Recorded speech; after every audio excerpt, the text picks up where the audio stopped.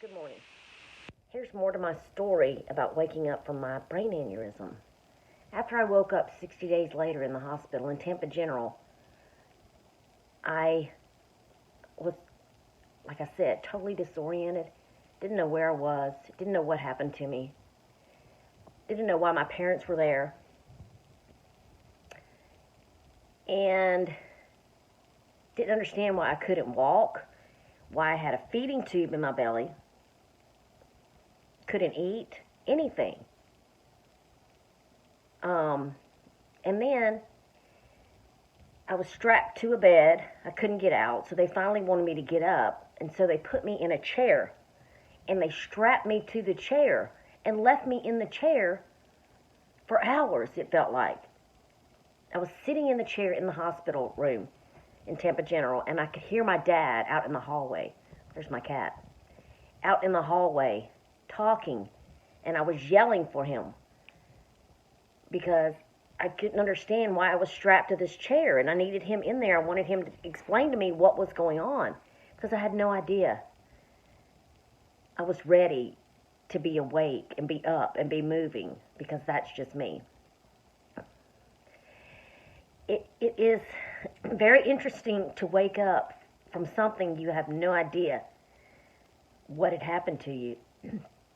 That's never happened to me before. I had always been in control of my life.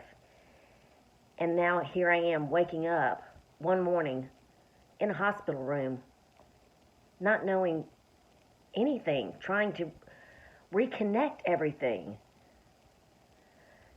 That is the most difficult challenge. I mean, can you imagine waking up, not being able to walk, not understanding what happened to you, and being in diapers? That was the most embarrassing thing. Wanting to get up, go to the bathroom by yourself, use the bathroom. I couldn't do anything. I was, in somebody else's hands, taking care of me, feeding me. Well, when I first woke up, I couldn't eat. I was being fed through a tube. The only things that I could eat were soft things, pudding, applesauce. They wouldn't let me eat because I guess I was aspirating, and they didn't want me to choke on my food. I couldn't drink. Only way I could drink was through a straw with a sponge on it.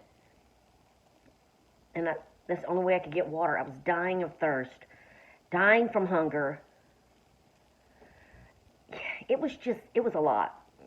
It was a lot. I mean, if you've never been through something like that, you don't understand. And I didn't understand it all. All I knew was that something happened to me, something major. And I didn't know how I got to where I was.